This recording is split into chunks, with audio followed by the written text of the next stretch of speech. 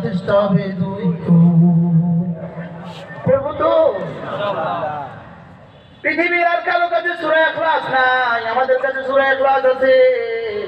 পৃথিবীর আর কারো কাছে সূরা ফালাক আর নাস নাই, আমাদের কাছে সূরা ফালাক আর নাস আছে। সূরা ফালাক আর নাস আল্লাহু আকবার কবীরা। আল্লামা ইবনে কাইয়িম আল-জাওজিয়্যিহ আলাইহির রহমাহ বলেন, সূরা ইখলাস আর সূরা ফালাক আর সূরা নাস একজন মুসলমানের জন্য কতটা জরুরি।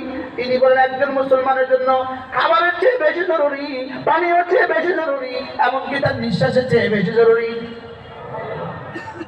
নিঃশ্বাসের চেয়ে কি পড়বো তো ইনশাআল্লাহ।